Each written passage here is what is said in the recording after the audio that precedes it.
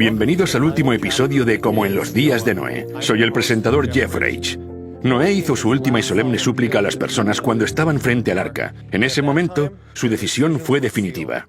Desde 1844, el mensaje de Noé ha sido repetido por el mensaje de los tres ángeles y continuará extendiéndose a medida que nos acercamos al llamamiento final. No queda mucho tiempo antes de que la crisis de la marca de la bestia estalle en la tierra, y esto hará que todos tengamos que tomar una decisión, la de aceptar o rechazar la invitación a entrar en el arca del pacto eterno.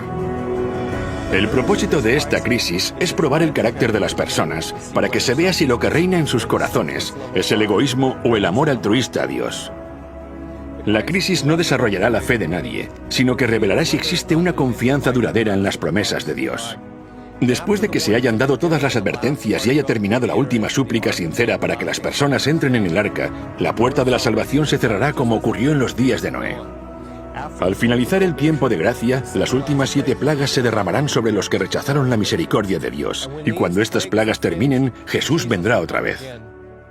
La segunda venida de Cristo es la culminación de la esperanza de los cristianos, pero pocos saben cómo prepararse. Jesús no volverá esta vez con la débil apariencia humana.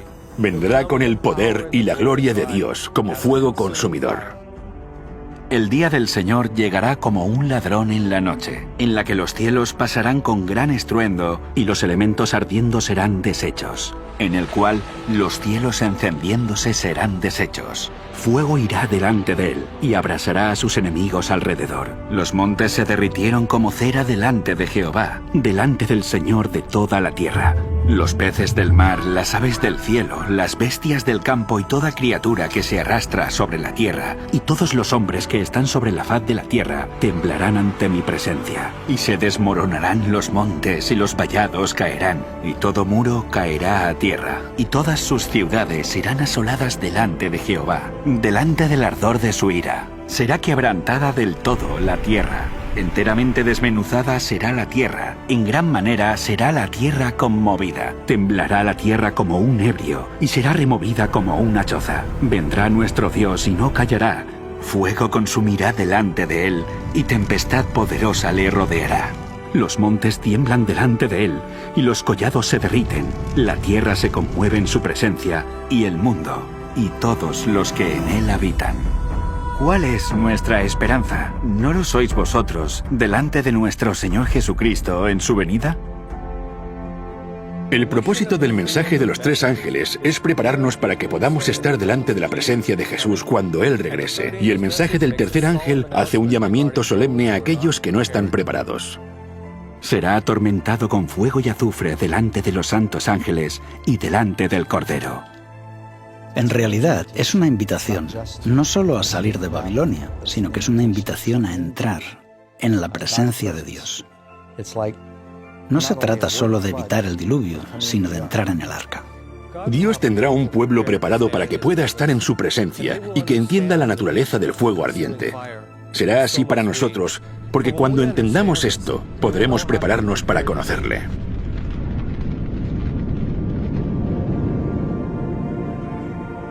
La presencia de Dios.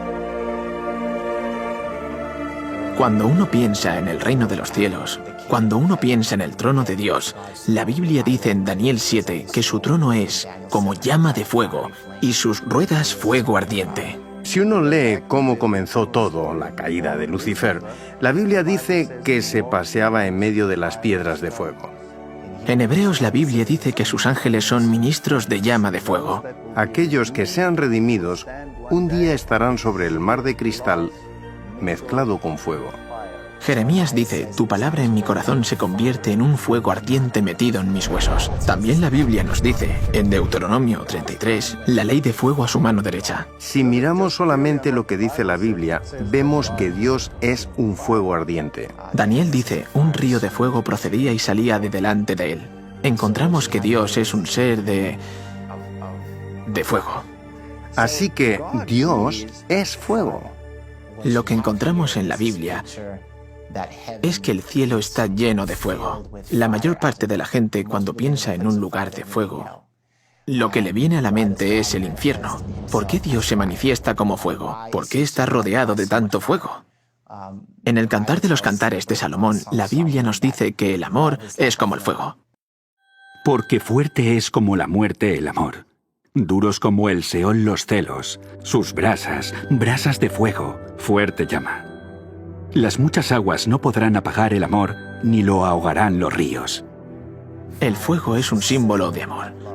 Así que no es que Dios quiera asustar a la gente, ni asustarnos a nosotros, sino que se manifiesta como fuego porque en el cielo el fuego es el símbolo del amor.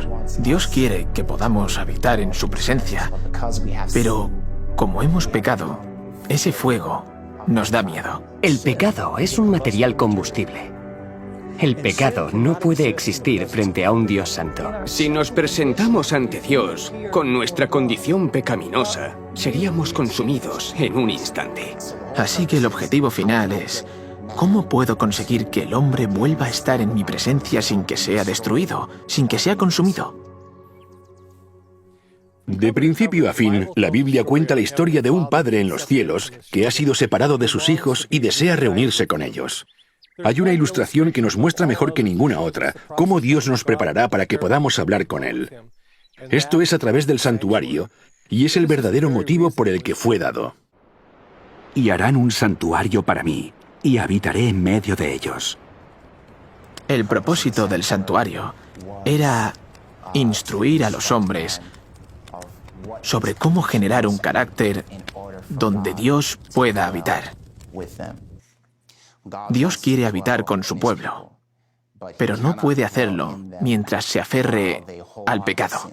Si abandonas tu pecado y lo pones sobre el único que puede eliminar tu pecado, entonces puedes continuar viviendo porque Dios no quiere destruir al ser humano. Él destruye el pecado. Dios no pretende en ningún caso destruirnos, quiere destruir el pecado, no a nosotros. Y el santuario es el plan de Dios y su forma de acabar con el pecado. Él separa el pecado del individuo y puede centrarse en destruir el pecado. Este es el propósito. Cuando el pueblo de Israel fue liberado de la esclavitud de Egipto, aparece el plan del santuario que les conduce a la libertad y les prepara para entrar en la tierra prometida. Moisés ordena al pueblo de Israel que sacrifiquen un cordero. Esto apunta al altar del sacrificio. Después de que el pueblo de Israel sacrificara el cordero, llegaron al Mar Rojo. Pablo nos dice en 1 Corintios 10 que esto representa el bautismo. Esto recuerda a la fuente de agua, la siguiente pieza del santuario. Todos pasaron el mar, y todos en Moisés fueron bautizados en la nube y en el mar. Debemos ser bautizados en su espíritu, debemos ser limpiados. El bautismo es un símbolo de un nuevo nacimiento.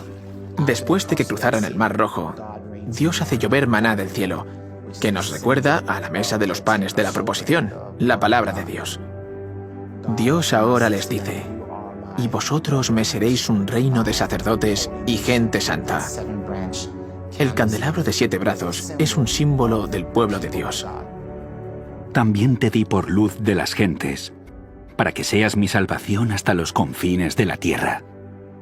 En Éxodo 19, Dios instruye a Moisés para que le diga al pueblo de Israel que deben tener 3 días de preparación. Tenían que estar orando, suplicando, preparando sus corazones, lo que nos recuerda al altar del incienso, la oración. En Éxodo 20, Dios desciende y les da los 10 mandamientos. Así que ahora tenemos que la ley de Dios ha sido dada y tenemos su presencia. Podríamos decir que el pueblo de Israel, en esencia, está contemplando el lugar santísimo. Por eso vemos cierta semejanza entre el santuario y la salida del pueblo de Israel de la esclavitud a la presencia de Dios. Incluso queda representado en cómo el pueblo de Israel pasa de la esclavitud a la presencia de Dios. La tierra tembló. También destilaron los cielos ante la presencia de Dios. Aquel Sinaí tembló en la presencia de Dios, del Dios de Israel. La última petición de Jesús a su Padre fue la de morar con los que le aman para que puedan experimentar la completa revelación de su amor sin ser consumidos por él. Las 2 promesas del pacto eterno hablan de la promesa de Dios de mostrar misericordia al hombre y santificarlo, y así la oración de Cristo tiene su respuesta. Es maravilloso, aunque no sorprendente, que encontremos que los símbolos de estas dos promesas se manifiesten mediante gloria de Dios, en el lugar santísimo. Porque el Hijo del Hombre vendrá en la gloria de su Padre con sus ángeles. Los profetas en visión contemplaron la llegada de Cristo y quedaron asombrados. Isaías dijo, ¿quién de nosotros habitará con el fuego consumidor? ¿Quién de nosotros podrá habitar con las llamas eternas? Entonces Isaías respondió a su propia pregunta y dijo, el que camina en justicia. Se nos dice que el justo es quien podrá habitar con el fuego eterno. Así que, ¿cómo podremos estar en la presencia de Dios cuando regrese? Uno de los mejores ejemplos es el de Noé, que fue llamado pregonero de justicia.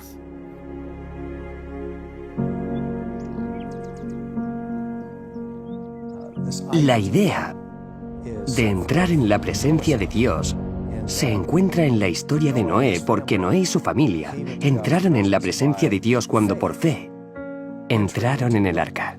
Y el Señor dijo a Noé, ven tú y toda tu familia al arca.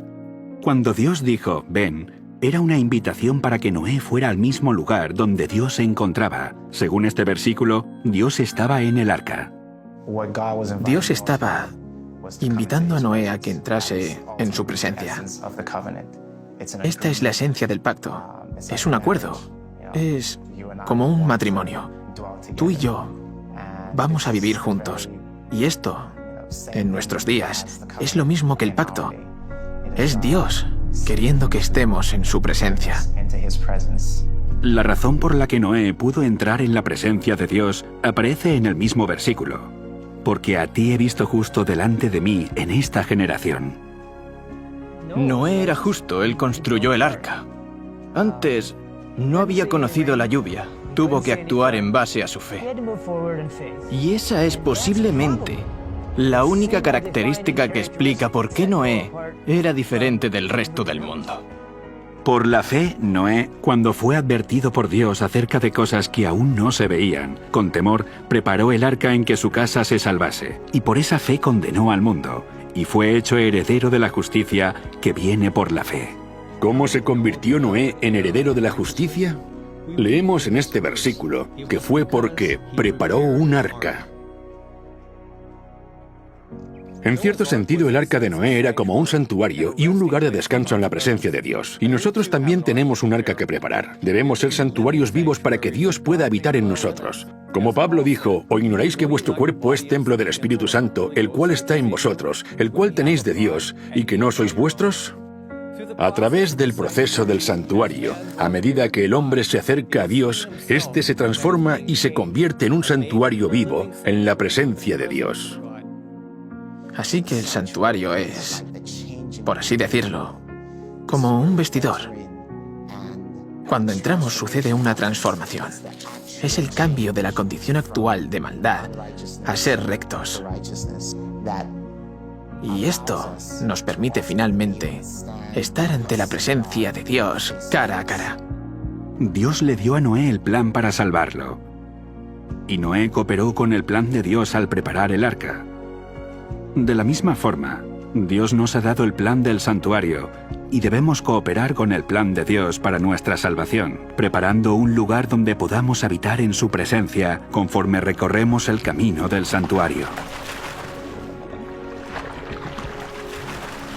Porque vosotros sois el templo del Dios viviente. Como Dios dijo, habitaré y andaré entre ellos y seré su Dios y ellos serán mi pueblo. Dios llenó el tabernáculo y lo santificó en el momento en el que todas las piezas del santuario se habían colocado en su lugar dentro del tabernáculo del Antiguo Testamento. En definitiva, lo que Dios está intentando hacer es colocar todas esas piezas del santuario en nosotros. Esto significa que el altar del sacrificio implica vivir una vida de sacrificio. El lavacro significa tener una vida de pureza. También tener una vida basada en la palabra de Dios. Tener el candelabro de 7 brazos es dejar que nuestra luz brille. Estamos intercediendo, estamos orando, estamos en comunión con Dios y guardando su ley. Así que cuando Dios tenga un pueblo que tenga todas las piezas del santuario en orden y en funcionamiento, Jesús volverá a vivir dentro de esos santuarios, tanto en el sentido espiritual como en el sentido más literal. Su presencia nos santificará cuando seguimos su plan para nuestra santificación.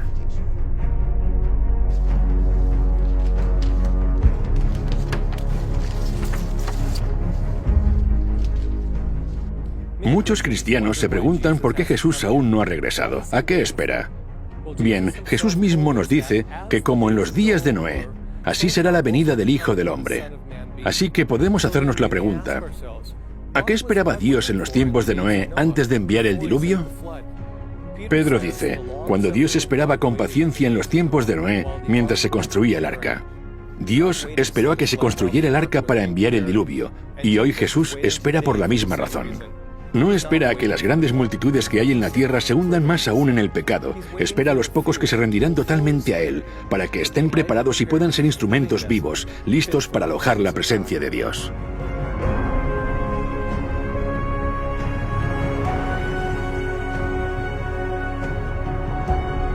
¡Necesitamos estar limpios! El mensaje del tercer ángel tiene el propósito de preparar un pueblo listo para estar delante de Dios. Es una advertencia sobre la adoración a la bestia y a su imagen, y sobre recibir su marca. Pero el propósito de este conflicto final es principalmente el de prepararnos, para que podamos estar en la presencia de los ángeles santos y en presencia del Cordero. Este mensaje nos guía al lugar santísimo ante la presencia del Cordero. Por esta razón, el mensaje del tercer ángel y el santuario están conectados. La presencia de Dios estaba en el lugar santísimo del santuario del Antiguo Testamento. El sumo sacerdote solo podía entrar al lugar santísimo una vez al año, pero ahora se nos llama a seguir al sumo sacerdote al lugar santísimo mediante la fe. Así que, hermanos, mediante la sangre de Jesús, tenemos plena libertad para entrar en el lugar santísimo. Hebreos 10:19 habla de entrar en el lugar santísimo mediante la fe. Y para los cristianos este ha sido un concepto muy difícil de entender. Primero, porque muchos no saben que existe un santuario en el cielo. Pero cuando entienden este concepto, no saben exactamente qué significa. El lugar santísimo del santuario celestial contenía los 10 mandamientos, y en el centro de los 10 mandamientos está el sábado, que es la clave para guardar el resto de los mandamientos. Este es un detalle muy importante, porque el mensaje del tercer ángel habla sobre los que reciben la marca de la bestia. Así que el mandamiento del sábado conecta claramente en el mensaje del tercer ángel con el santuario, porque el mensaje del tercer ángel aborda la cuestión del sábado o domingo, y el lugar santísimo es por supuesto donde se encuentra la ley, y en el centro de la ley está el sábado. Cuando vemos la relación entre el mensaje del tercer ángel en Apocalipsis 14 y el lugar santísimo, logramos entender qué es lo que va a suceder con los justos y qué es lo que ocurrirá con los malvados. Aquellos que rechacen el mensaje de los 3 ángeles, y en particular aquellos que adoren a la bestia y a su imagen y reciban su marca, sufrirán el castigo por fuego. Eso es lo que dice el mensaje del tercer ángel. No podrán soportar la presencia del fuego, sino que serán consumidos por el fuego. Y será atormentado con fuego y azufre, en presencia de los santos ángeles y en presencia del Cordero.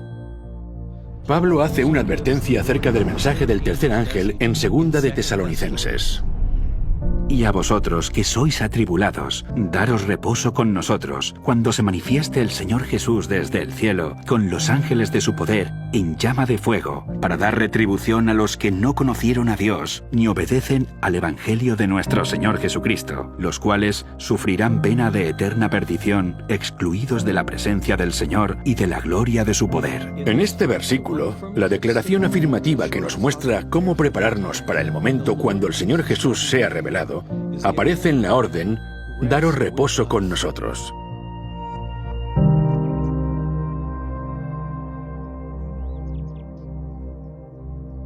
Solo aquellos que hayan entrado en el descanso de Cristo podrán mantenerse en pie delante de la presencia de Jesús. El mensaje del tercer ángel también nos advierte sobre aquellos que rechacen entrar en el descanso del sábado. Y no tienen reposo de día ni de noche los que adoran a la bestia y a su imagen, ni nadie que reciba la marca de su nombre. El mensaje del tercer ángel es de hecho una advertencia a la gente para que no reciba la marca de la bestia, que no observen el falso día de adoración, sino que guarden el sábado, que es el sello de Dios, en honor del gran Creador y en honor del Redentor. Cuando el ángel vuela, está señalando al santuario de los cielos. ¿Por qué? Porque ¿cómo evitamos la marca de la bestia? Entrando por la fe en el lugar santísimo.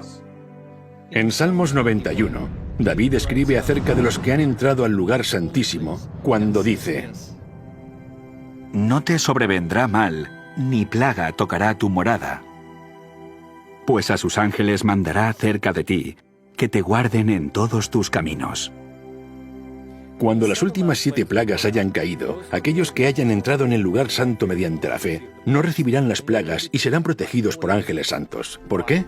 Porque David dice en el versículo 1, el que habita al abrigo del Altísimo morará a la sombra del Omnipotente. La Biblia también revela la ubicación de este lugar secreto. Porque en el día de la aflicción, Él me resguardará en su morada, al amparo de su tabernáculo me esconderá. Es en el tabernáculo o santuario donde Dios tiene un refugio para su pueblo. ¿Y dónde está ese lugar secreto en el santuario? De nuevo David escribe esto: En el secreto de tu presencia los esconderás. El lugar secreto es una referencia al lugar santísimo, en el santuario de Dios, que es donde habita la presencia de Dios. Aquellos que han entrado por fe al lugar santísimo y se someten a su ley, se someten a su voluntad, son los que entran en el refugio del Altísimo.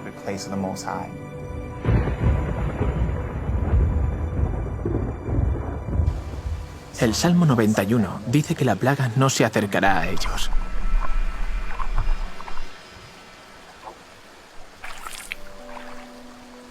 Así que es muy significativo ver que en el tiempo del fin, cuando ocurran estas plagas, los que escapen de ellas son aquellos que habiten en el lugar secreto. Aquellos que por la fe hayan entrado al lugar santísimo, que acepten la ley de Dios, que acepten su sábado. Es así como podrán habitar en su presencia.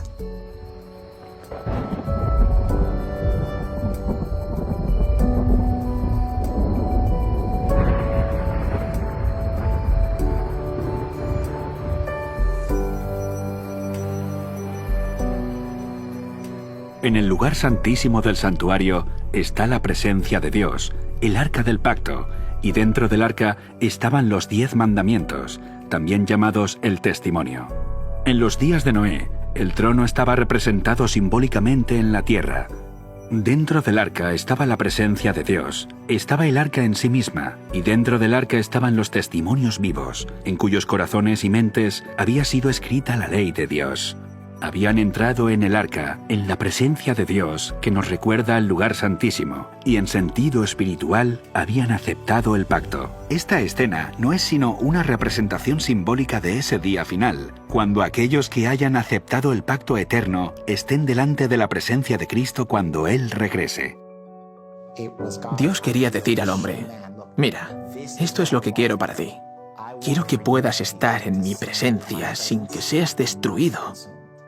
Igual que Sadrach, Mesach y Abednego. Veamos lo que ocurrió. Les dicen que cuando la música pare, tienen que inclinarse ante la imagen. Se niegan a hacerlo y entonces son llevados ante el rey. El rey les da otra oportunidad y les dice: si no lo hacéis, os arrojaré a un horno de fuego incandescente. Y por supuesto, no lo hicieron. Calentó el horno 7 veces más fuerte de lo que ya estaba y los arrojó dentro. Pero no les destruyó porque la presencia de Dios estaba allí con ellos. Pero el mismo fuego sí que destruyó a aquellos que los arrojaron dentro del horno de fuego. Fue porque no estaban preparados para estar delante de la presencia de Dios, mientras que no afectó en nada a Sadrach, Mesach y Abednego. ¿Por qué no ardieron estos 3 jóvenes? La respuesta es sencilla. No había rastro de pecado en ellos. Estaban tan unidos a Cristo que Él estaba con ellos en el fuego. Su carácter estaba tan pulido que estaban limpios. delante del Hijo de Dios. Aquellos que han aceptado a Jesús como Salvador y que han permitido que la gracia de Dios limpie sus vidas de pecado, no serán consumidos por el fuego. Como habían obedecido a Dios, fueron protegidos y purificados por Cristo. Podían estar entre llamas y resultar ilesos. Y por otro lado, aquellos que los arrojaron al fuego fueron destruidos por el mismo fuego sin que ni siquiera estuvieran dentro del horno. Los que son justos serán arropados por la justicia de Cristo. No habrá nada en ellos que pueda arder. Y por lo tanto, podrán permanecer en la presencia del Señor, mientras que a los malvados, el mismo pecado que albergan, los destruirá. Nuestro Dios es un fuego ardiente y ahora debemos permitir que Cristo y su Espíritu nos purifique y santifique para que podamos soportar su llegada. De lo contrario, huiremos de ese fuego, de esa gloria. El fuego destinado a destruir a esos hombres se convirtió para ellos en un arca de refugio, porque la presencia del Hijo de Dios estaba con ellos. Esta es una lección para todos nosotros sobre la naturaleza de la segunda venida de Cristo. Al mismo tiempo que la gloria de su presencia destruirá a los malvados, para los justos será un arca de fuego.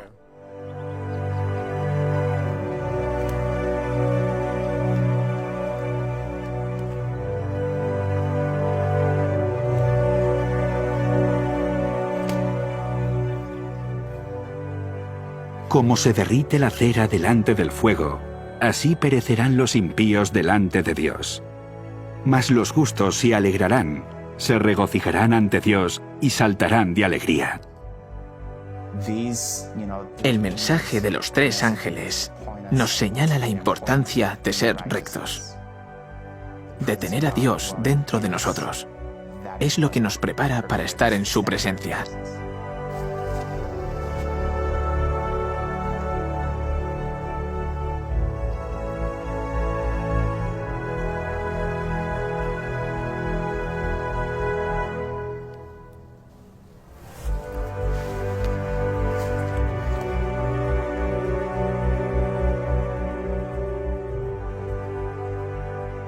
La misión que Jesús vino a cumplir en la tierra se revela en su última oración. Padre, aquellos que me has dado, quiero que donde yo estoy, también ellos estén conmigo, para que vean la gloria que me has dado. La última petición de Jesús a su Padre fue la de habitar con aquellos que le aman, para que puedan experimentar la completa revelación de su amor sin ser consumidos por él. Las 2 promesas del pacto eterno cumplen este propósito.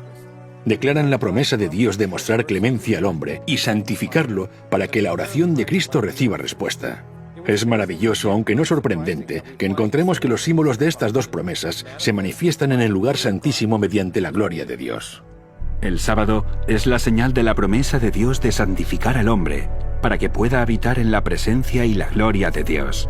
En su presencia, el verdadero significado del descanso del sábado será plenamente comprendido. Sin nada que separe al hombre de Dios, encontrará reposo por la eternidad.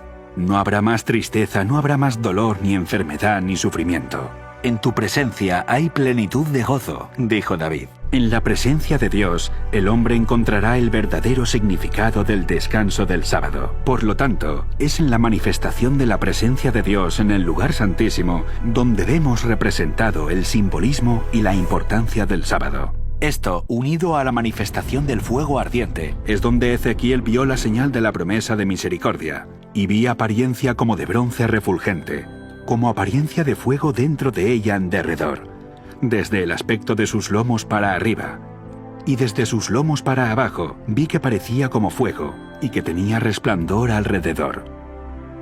Entonces Ezequiel describe en detalle este resplandor que rodea la presencia de Dios. Como parece el arco iris que está en las nubes el día que llueve, así era el parecer del resplandor alrededor. Esta fue la visión de la semejanza de la gloria del Señor.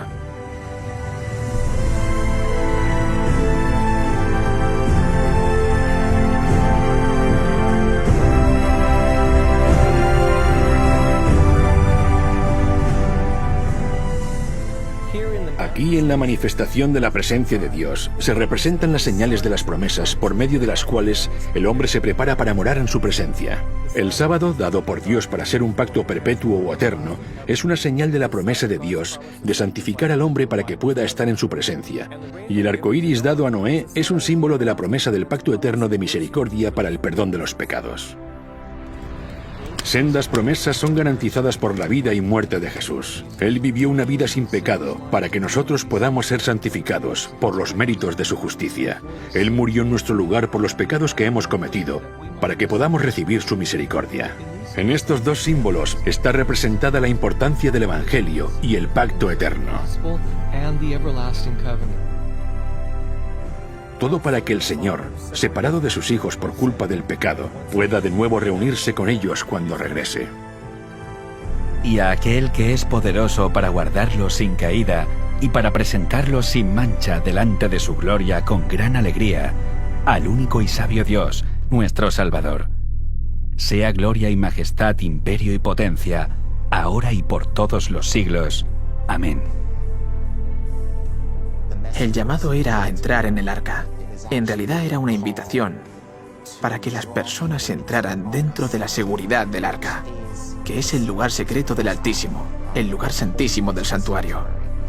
Esa es la invitación que ha estado anunciándose desde 1844.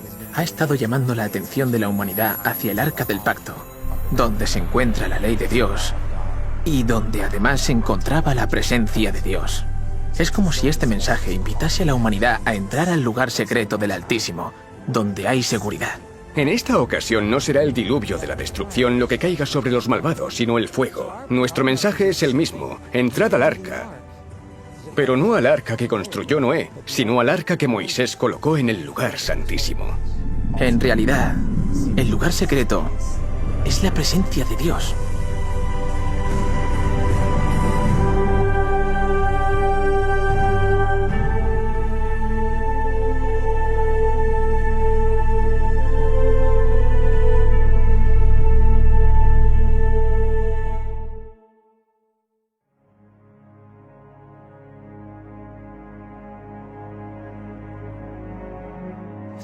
La Biblia dice que cuando Cristo regrese de nuevo, cuando Cristo vuelva por segunda vez, esta tierra quedará en un estado inhabitable a causa del fuego y la presencia de Dios. Tras la séptima y última plaga, Jesús regresará. Su presencia hará temblar la tierra, provocando una cadena de reacciones volcánicas alrededor del mundo. Y a tu presencia se escurriesen los montes, como fuego abrasador de fundiciones, fuego que hace hervir las aguas. La Biblia dice que en el juicio final caerá fuego del cielo y que el fuego también saldrá de la tierra. Todo lo que va a provocar la destrucción, los depósitos de fuego y granizo, están en la corteza de la tierra. En los días del diluvio, ciudades, personas, animales y bosques inmensos fueron sepultados y después se han convertido en carbón y petróleo. Estos elementos que están bajo la superficie de la Tierra son altamente inflamables. Cuando las rocas se calientan, si entran en contacto con el agua, el calor intenso provoca terremotos, volcanes y grandes grietas en la corteza terrestre. Esto hará que el mundo prediluviano, que fue sepultado por el agua en las profundidades de la tierra, salga a la luz y se emplee en la destrucción del mundo por el fuego. Imaginemos el monte Santa Elena, multiplicado por 100, por 1000. Sabemos que ahora mismo están teniendo lugar erupciones volcánicas masivas. En la destrucción final habrá catástrofes a una escala que no nos podemos imaginar. En el tiempo de Noé, el agua cayó del cielo y el agua surgió de las profundidades de la tierra. En el tiempo del fin, el fuego será usado de la misma forma. Los rayos que caían del cielo se unirán con el fuego de la tierra y arderán las montañas como un horno y expulsarán terroríficos ríos de lava, cubriendo jardines y campos, pueblos y ciudades. La tierra colapsará. Por todas partes habrá espantosos terremotos y erupciones. Isaías 24, versículo 5, dice el porqué de todo esto. Y la tierra se contaminó bajo sus moradores, porque traspasaron las leyes, falsearon el derecho y quebrantaron el pacto sempiterno. Por esta causa, la maldición consumió la tierra, y sus moradores fueron asolados. Por esta causa fueron consumidos los habitantes de la tierra, y disminuyeron los hombres. Es interesante que diga que traspasaron las leyes. En el libro de Deuteronomio encontramos que el pacto, los 10 mandamientos, se escribió en tablas de piedra. Así que la causa principal es la falta de consideración que las personas han tenido por la ley de Dios y más concretamente por su sábado. Aunque en el tiempo de Noé el mundo entero fue destruido, en las páginas del Génesis vemos que solo quedaron con vida Noé y los que estaban con él en el arca. En el tiempo del fin ocurrirá lo mismo. Solo aquellos que hayan entrado en el arca del pacto eterno serán salvos. Durante este tiempo recibirán la misma misericordia que preservó a Noé durante el diluvio. El arco iris que Noé y su familia vieron después del diluvio, en cierta forma era un pacto eterno que no solo les incluía a ellos y a las siguientes generaciones, también incluiría a la generación de Dios en el tiempo del fin, que sería protegida en medio de las convulsiones que tienen lugar en la tierra durante la 7ª plaga, tal y como aparece en el libro de Isaías. Dios promete que, al igual que el pacto que hizo con Noé, Él mantendrá ese pacto con su pueblo. Aunque durante el diluvio la tierra colapsó, Él preservó a Noé y lo ratificó con la promesa del arco iris. Dios dice que hará lo mismo con su pueblo en el tiempo del fin. Con un poco de ira escondí de ti mi rostro por un momento, pero con misericordia eterna tendré compasión de ti, dijo el Señor tu Redentor. Porque esto no será como en los días de Noé, cuando juré que nunca más las aguas de Noé pasarían sobre la tierra. Así he jurado que no me enojaré contra ti, ni te reñiré.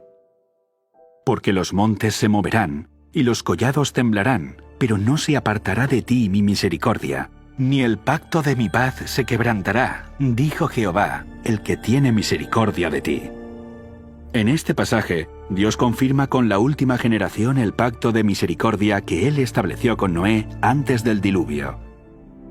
El arco iris era, y aún es, la señal y el símbolo de la promesa de misericordia hecha por Dios, porque Isaías dice que esta promesa se extendía a todos los habitantes de la tierra, cuando los montes se moverán y los collados temblarán. En el libro de Apocalipsis vemos que se describe este mismo acontecimiento en el capítulo 16, donde leemos: Toda isla huyó y los montes no fueron hallados. En este capítulo podemos ver que este acontecimiento ocurre cuando el 7º ángel envía la 7ª y última plaga.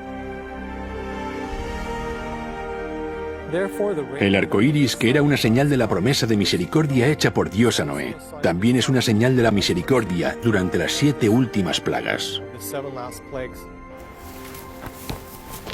El arco iris del pacto eterno es tanto una promesa de misericordia para preservarnos durante la destrucción del mundo por el fuego, como lo fue para preservar a Noé durante la destrucción del mundo por el agua.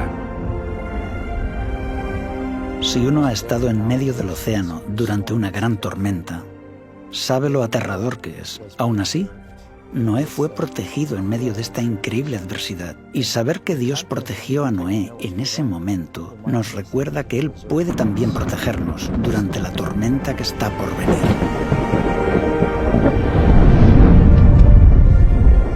Incluso cuando caiga la 7ª plaga y el mar se trague las montañas, Él dice: durante ese tiempo mantendré mi promesa de protegerte.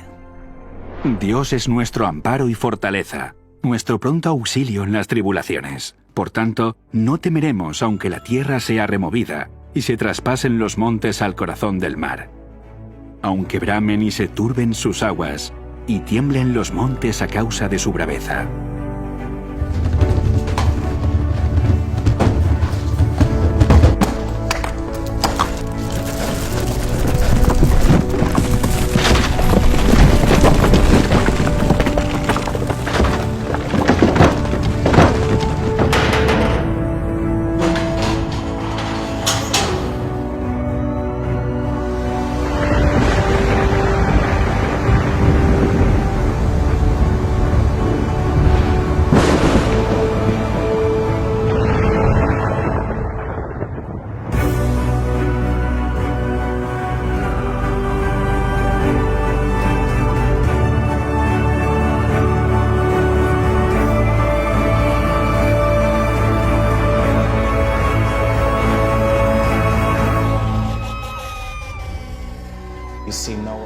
Vemos que el pacto hecho con Noé marca el paso de un mundo antiguo a un mundo nuevo. Esto es lo que Dios quiere hacer con nosotros. El pacto está diseñado para que pasemos de un mundo viejo a un mundo nuevo. Aunque el primer mundo fue destruido por el agua, la segunda vez el mundo será destruido por el fuego. Pedro nos insta a que busquemos un nuevo cielo y una nueva tierra, lo que significa que sobreviviremos a la destrucción. Vamos a sobrevivir al fuego. En el libro de Isaías, Dios dice que creará cielos nuevos y una nueva tierra. Todo lo que le sucedió a Noé y lo que sucederá en los últimos días es para que podamos regresar al Edén.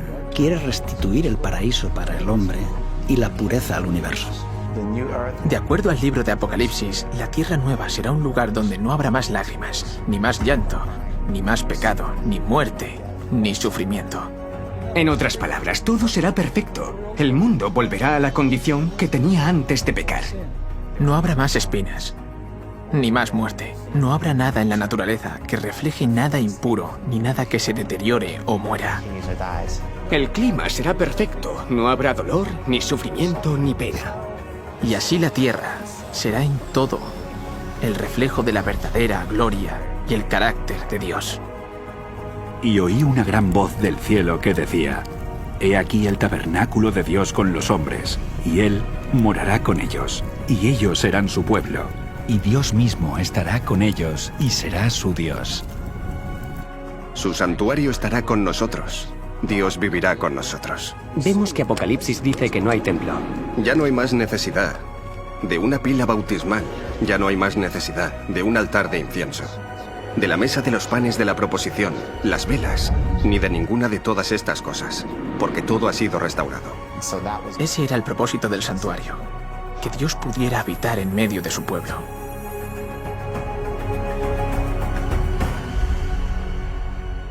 No hay necesidad de templo porque Dios es el templo, habita con el hombre. Ahora el santuario está completo, gracias a Dios, gracias a Cristo.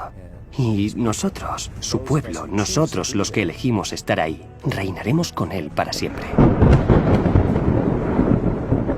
Dios desea hacer de este lugar una nueva tierra, y lo hará.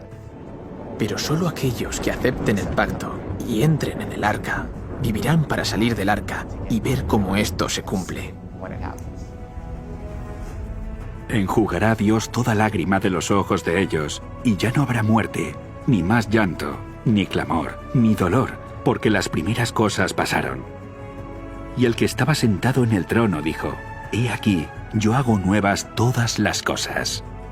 Esas cosas que nos han causado tanta desgracia y tanta aflicción y tanto dolor desaparecerán. Se nos dará una nueva tierra y un nuevo corazón. Pero continuaremos siendo nosotros mismos. Yo seré yo y tú serás tú. Pero seremos diferentes, porque ya no habrá dolor, ni llanto, ni muerte. Eso es amor. Ese es el amor más grande.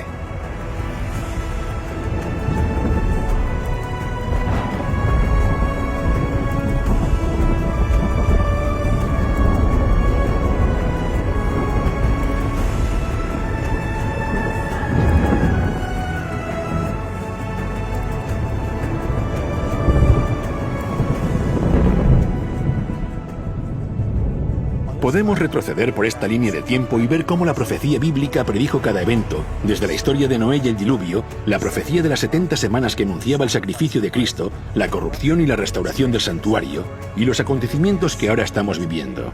Con este registro histórico, podemos saber con certeza que estamos al final del juicio, viviendo en los últimos días. Los días de Noé han terminado.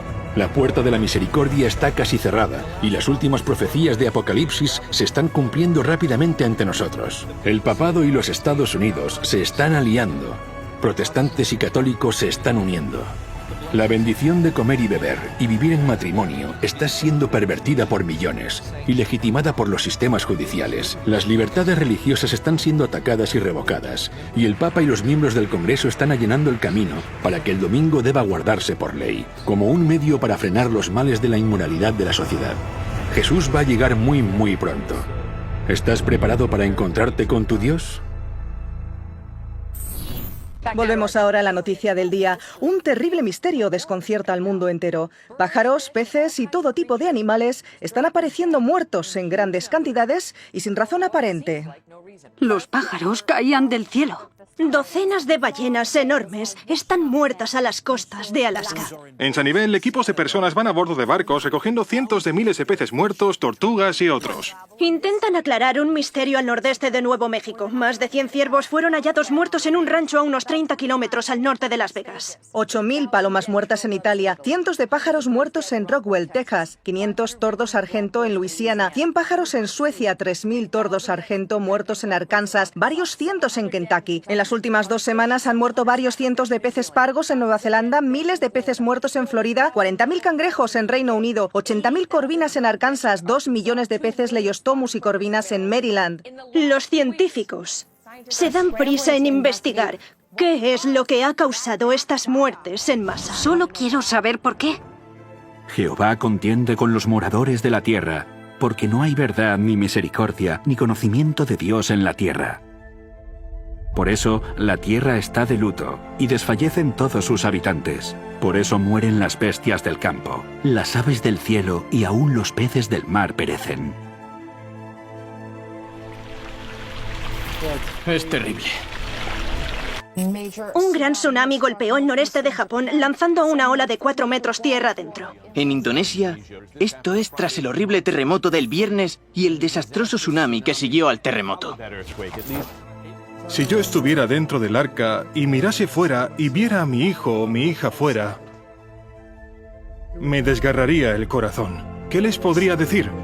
¿Qué mensaje podría darles? Entonces habrá señales en el sol, en la luna y en las estrellas, y en la tierra angustia de las gentes, confundidas a causa del bramido del mar y de las olas. Costa del Pacífico de Japón. El tsunami, ese enorme tsunami, puede verse golpeando la provincia de Miyagi en el norte de Japón y la ciudad de Sendai.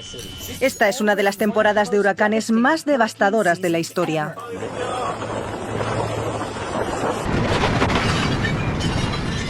Objetos en llamas cayendo desde el cielo después de que un meteorito explotase en la Tierra, causando un inmediato desastre. En estos momentos impactan varios tornados en Oklahoma, uno de ellos de 1,5 kilómetros de envergadura. Incendios descontrolados al oeste. Solamente en California hay más de una docena ardiendo. Probablemente habrá gran agitación financiera en el mundo, desastres naturales y mucho miedo. La gente acudirá a las iglesias. La amenaza existencial de nuestra era, la crisis climática. Una crisis que se hace evidente en los desastres naturales de proporciones épicas. La crisis ecológica es en esencia un problema espiritual. La encíclica Laudato Si es el documento papal más importante sobre el medio ambiente que ha existido nunca. Consume menos, compra menos. Tenemos que reflexionar sobre nuestro estilo de vida. Creo que es importante el hecho de que esté hablando de este tema con empresarios del petróleo de BP y otras compañías. Se reclama una nueva moralidad medioambiental. La encíclica se basa en una sencilla premisa. ¿Qué tipo de mundo queremos dejar a nuestros hijos? Recientemente ha concluido que el calentamiento global es un problema moral. Ante un problema frente al que los activistas encuentran indiferencia, en el que se duda de los científicos y se ignoran los organismos internacionales, al menos el Papa desde el Vaticano está consiguiendo llamar la atención, como si se tratara de una estrella del rock.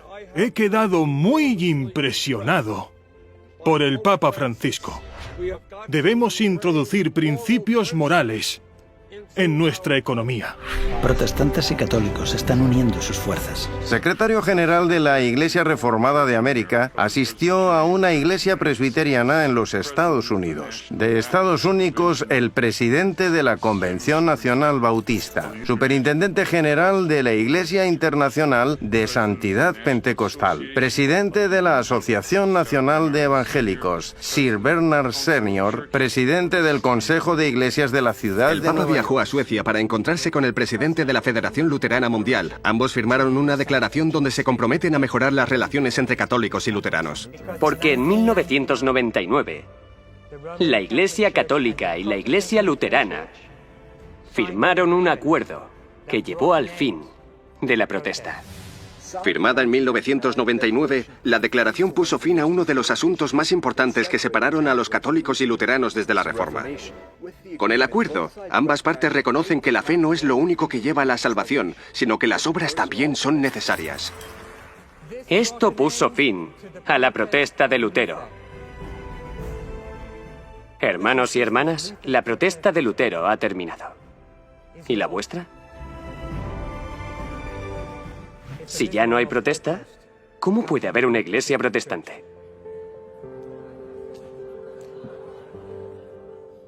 Tal vez ahora todos seamos de nuevo católicos.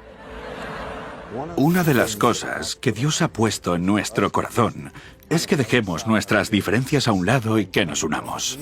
Y luego se habla de los pentecostales, carismáticos, evangélicos, fundamentalistas, católicos, metodistas, bautistas, presbiterianos y etcétera, etcétera. Bien, todos dirían, nosotros creemos en la Trinidad, creemos en la Biblia, creemos en la resurrección, creemos que la salvación es a través de Jesucristo. Estos son los temas importantes. Pero lo más importante es que si amas a Jesús, todos estaremos en el mismo equipo. Los líderes protestantes se unirán con el Estado y formarán una imagen para la bestia. Cuando uno mira a los ojos a Benedicto XVI, ¿qué ve? A Dios. Yo creo en una América donde la separación entre la Iglesia y el Estado es absoluta. Donde ningún prelado católico le diría al presidente, si fuera católico, cómo actuar. Y ningún ministro protestante le diría a sus feligreses a quién votar. Como sabrás, ese discurso ha sido leído por millones de americanos. ¿Por qué no estás de acuerdo con él? Porque la primera línea importante del discurso dice: creo en una América donde la separación de la Iglesia y el Estado es total. Yo no creo en una América donde la separación de la Iglesia y el Estado es total. Hablemos de Dios y de la Constitución. Oh, me parece bien. El gobernador Mike Hook había llegado. Adelante. En esta contienda tengo oponentes que no quieren cambiar la Constitución, pero yo creo que es mucho más fácil cambiar la Constitución de lo que costaría cambiar la palabra de Dios viviente. Y eso es lo que tenemos que hacer, modificar la Constitución para que cumpla los estándares de Dios, antes que cambiar los estándares de Dios para que se ajusten a la forma en la que nos relacionamos unos con otros y dentro de la familia. Cuando la América protestante haga esto, entonces habrá formado la imagen de la El bestia. gobierno estará junto a los católicos americanos para promover los valores que todos compartimos como cristianos y americanos. La separación entre la Iglesia y el Estado no está en la Constitución, no está en la Declaración. Deberíamos ejercer una influencia sobre las artes y el entretenimiento, sobre los medios de comunicación, los deportes, sobre la educación, sobre el gobierno.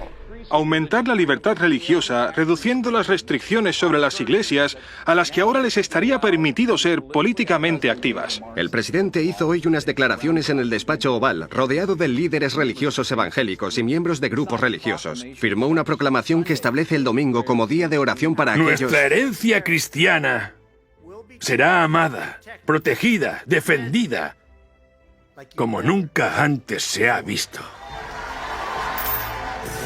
El poder político presionará con el fin de usar el poder militar y policial para perseguir a los que creen en la verdad bíblica.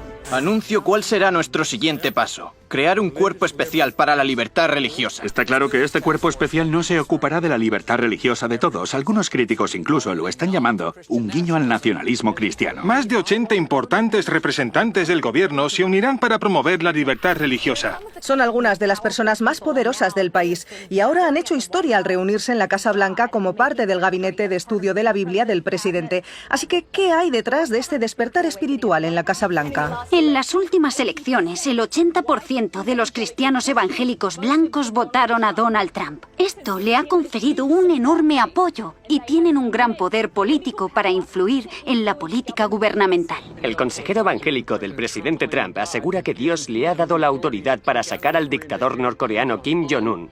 El pastor Jeffers cita una parte del texto bíblico de Romanos 13 que dice: pues es servidor de Dios, vengador, para castigar al que hace lo malo. Especialmente Romanos 13 le da al presidente Trump la autoridad moral para usar la fuerza que sea necesaria. ¿Es este el presidente más evangélico que ha visto?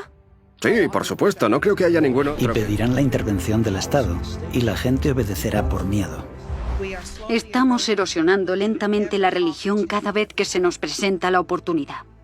Posiblemente necesitaríamos debatir un proyecto de ley que requiera que cada americano vaya a la iglesia de su elección el domingo. Y que ninguno pudiese comprar ni vender, sino el que tuviese la marca. ha sufrido una pérdida de unos 37 puntos, así que las acciones de Apple se están viendo afectadas. Las bolsas cayendo entre un 3 y un 4,5% en todos estos mercados. Cuéntanos sobre la velocidad con la que se está deteriorando este mercado. 676 puntos menos. Ha sido el peor día en Wall Street desde la crisis de 1987. Algunos las llaman las ideas radicales de la Iglesia Católica para solucionar la crisis económica mundial. El Papa Benedicto XVI está llamando a un nuevo orden financiero mundial. En la tercera encíclica de su pontificado, Benedicto denuncia el ansia de lucro que domina en la economía globalizada y lamenta que la codicia haya traído la peor recesión desde la Gran Depresión.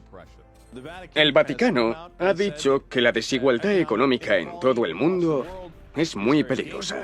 Que la economía global debe estar basada en un comportamiento ético y que los sistemas financieros deben trabajar para lograr el bien común universal. El Vaticano propone el establecimiento de un Banco Mundial Central. Una propuesta para crear una nueva autoridad financiera que incluya un Banco Mundial Central y un nuevo impuesto sobre transacciones financieras internacionales.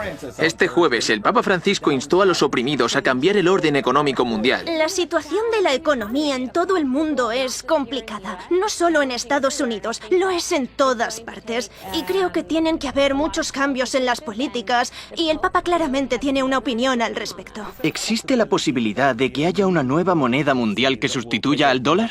La crisis de la deuda en Grecia hace caer en picado el mercado de valores. Sería una medida real que frenaría el declive del poder americano en la esfera mundial. Así que lo que necesitamos hacer ahora es crear un nuevo orden mundial. La cuestión del sábado se convertirá en algo muy importante en el mundo. Háblenos del día de descanso. ¿Qué significa? Dejando a un lado la religión, lo que significa para usted. Una de las propuestas, la propuesta política que está de alguna manera asociada al descanso semanal, es que como sociedad tenemos derecho a tomar control sobre nuestro tiempo y como sociedad democrática queremos recuperar algunas de las normativas sobre lo que se puede y no se puede hacer un día de la semana. Y tal vez queramos empezar pensando en formas de animar a la gente a que no trabaje durante ese día. La Iglesia Adventista es una denominación cristiana y una de las cosas en las que creemos es en la observancia del sábado. Así que desde pequeño fui educado para guardar el sábado. Comienza en la puesta del sol del viernes hasta la puesta del sol del sábado, tal y como se menciona en los 10 mandamientos. Acuérdate del día de reposo para santificarlo. Debo confesar que en mi primer encuentro con Devon he aprendido algo. Todos estos años pensé que el día de descanso era el domingo. Cuando voy a la iglesia y decimos, guarda el día de descanso, guarda el día de descanso en la iglesia bautista, tú me has corregido y me has dicho, no, el domingo es el primer día de la semana. El día de descanso, Sabbat, es el viernes al anochecer, al sábado al anochecer. Así es. Corrígeme Así si me es. equivoco. El día de descanso es el sábado porque en 6 días Dios creó el mundo y en el séptimo día descansó. Con el tiempo algunos cristianos lo cambiaron, convirtieron el primer día de la semana en el día de descanso porque ese era el día en el que a Jesús le ocurrieron ciertos acontecimientos importantes. Constantino fue el que cambió el día de descanso del sábado al domingo. En ninguna parte de la Biblia encontramos evidencias de que nadie, excepto Dios, puede hacer ese cambio. ¿La verdadera libertad es trabajar el domingo? Lo que dice es que trabajar el domingo, el duro trabajo que la gente hace durante el fin de semana, tiene un impacto negativo en sus vidas. La ley dominical. La Biblia dice que este tipo de leyes se aprobarán. Se las llama las leyes azules. Son un indicador de que se acerca el fin del tiempo de gracia. Está muy cerca. Aún hay estados que conservan leyes azules en su legislación. Son las leyes que restringen lo que se puede comprar el domingo. Está basado en un concepto cristiano traído a este país hace siglos, en la época colonial. Y aquel que no cumpla estas leyes civiles que están instigadas por la Iglesia será perseguido. En Estados Unidos, los líderes religiosos presionarán fuertemente para implantar una ley dominical nacional. Y esto con el tiempo llevará a una ley del domingo en todo el mundo. La Directiva del Tiempo de Trabajo de la Unión Europea dice que el domingo debería ser un día semanal de descanso para los trabajadores europeos. No se trata necesariamente de algo religioso. Al menos ya no lo es. ¿El domingo debería ser un día de descanso? Si como país y como individuos decimos que nuestras relaciones dentro de la comunidad son en realidad lo más importante para nosotros, creo que tenemos que descansar un día a la semana. para dar prioridad a las relaciones. A finales de este año, el nuevo gobierno italiano prohibirá que los domingos se realicen compras en los grandes centros comerciales. La razón es que el gobierno italiano teme que las compras durante el fin de semana estén destruyendo las tradiciones familiares. La prohibición de trabajar los domingos. Eso es. Y este domingo varias tiendas de productos de hogar decidieron desafiar la prohibición. Y esto ha causado bastante revuelo y continúa siendo el foco de atención aquí hoy. Echemos un vistazo a Libegación, que habla del domingo sagrado. Es probable que el ritmo de consumo esté distorsionando el hecho de que el domingo es el momento especial para celebrar el Día del Señor y de la comunidad. Nuestra instrucción sobre la Eucaristía se centra hoy en la importancia de la misa del domingo. Como cristianos, celebramos la Eucaristía para encontrar al Señor, escuchar su palabra, comer en su mesa y a través de su gracia poder cumplir nuestra misión en este mundo como miembros de su cuerpo místico, la Iglesia. Al ser el día de la resurrección y del derramamiento del Espíritu Santo en el Pentecostés, el domingo es el día sagrado por excelencia para los cristianos. ¿Cómo podríamos pasar este día sin reunirnos con el Señor? Tristemente, en muchas sociedades secularizadas hemos perdido el significado del domingo. El Segundo Concilio Vaticano nos pidió que celebrásemos el Día del Señor como un día de alegría y descanso del trabajo servil. Se trata de una señal de nuestra dignidad como pueblo de Dios. El propósito es que cada domingo sea un anticipo de la dicha eterna y del reposo al que estamos llamados y que compartimos incluso ahora en la Sagrada Comunión. En realidad, vamos a misa no para darle algo a Dios, sino para recibir de Él la gracia y la fuerza para seguir creyendo en su palabra. El mensaje del tercer ángel habla de reconciliarnos con Cristo, para que así evitemos el castigo de los malvados. Esta es la razón por la que Juan en Apocalipsis 14:12 termina diciendo: aquí está la paciencia de los santos, los que guardan ¿qué? Los que guardan los mandamientos de Dios y la fe de Jesús.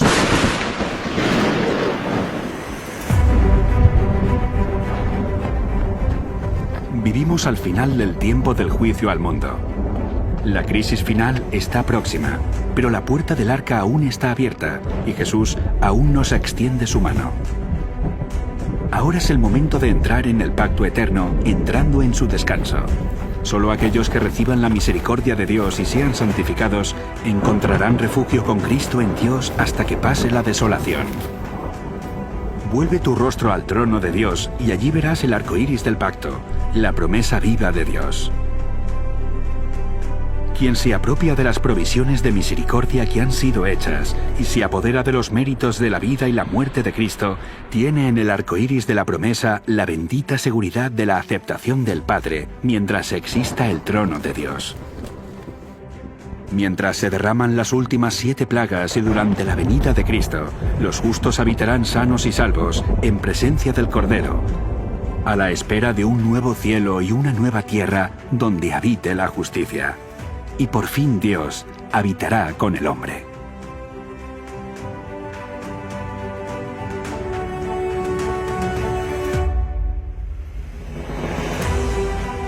Los días de Noé hacen referencia al momento en que comenzó a proclamarse el mensaje de advertencia sobre el juicio que estaba por venir. En el tiempo del fin, el mensaje del primer ángel anuncia: la hora de su juicio ha llegado. Noé predicó el Evangelio eterno, y en el tiempo del fin, el mensaje del primer ángel proclama también el Evangelio eterno. Noé tenía un mensaje para el mundo, y el mensaje de los 3 ángeles en el tiempo del fin está también dirigido a todos los que habitan en la tierra, a toda nación, tribu, lengua y pueblo. Noé invitó a que la gente renunciara a sus ídolos y a sus falsos sistemas de adoración. En el tiempo del fin, el mensaje del segundo ángel anuncia la caída de Babilonia, exponiendo su sistema falso de culto y sus pecados, y anuncian la súplica de Dios. Salid de ella, pueblo mío, para que no seáis partícipes de sus pecados, ni recibáis parte de sus plagas. En los días de Noé, las personas pasaron una prueba para ver quién confiaría las promesas del pacto eterno y entraría dentro del arca. Ahora, en el tiempo del fin, el mensaje del tercer ángel nos advierte de la prueba que está por llegar y manifestará quiénes confiaron en las promesas del pacto eterno y entraron en el descanso del sábado. Noé era pregonero de la justicia, por la fe un heredero de la justicia, lo que le preparó para entrar en la presencia de Dios. Y de la misma forma, el mensaje del tercer ángel y la crisis de la marca de la bestia revelarán también quiénes se prepararon para habitar en la presencia de los ángeles santos y en la presencia del Cordero. El arca de Noé fue como un santuario para Noé y su familia. Nos recuerda el lugar santísimo, donde encontramos la presencia de Dios, el arca y dentro del arca, el pacto de los 10 mandamientos. Es ahora cuando podemos ver el significado más profundo de esta antigua historia y cómo es una lección que nos enseña a entrar en el lugar santísimo del santuario de los cielos a través de la fe y la sangre de Jesús. También nosotros debemos estar preparados para descansar en presencia de Dios, sanos y salvos dentro del arca del pacto. Dios dijo a Noé: «Mas estableceré mi pacto contigo y entrarás en el arca». Con estas palabras, Dios invitó a Noé a entrar en su presencia. Una imagen de la última invitación de Jesús al hombre para que entre en la gloria de su presencia en su segunda venida. Las lágrimas de Noé y sus últimas súplicas a los hombres presagiaron las lágrimas de Jesús en su última y angustiosa súplica dirigida a nosotros mediante el mensaje de estos 3 ángeles. Nos dice lo mismo que a Noé: entra en el arca. Así que ahora el capitán de nuestra salvación nos está invitando a entrar en el último arca con estas palabras: Inclinad vuestro oído y venid a mí. Oíd y vivirá vuestra alma, y haré con vosotros pacto eterno. Ya no habrá más pecado ni pecadores. Todo el universo quedará limpio. Toda la creación late al unísono en armonía y gozo. De aquel que todo lo creó manan vida, luz y contentamiento por toda la extensión del espacio infinito. Desde el átomo más imperceptible hasta el mundo más vasto, todas las cosas animadas e inanimadas declaran en su belleza sin mácula y en júbilo perfecto que Dios es amor.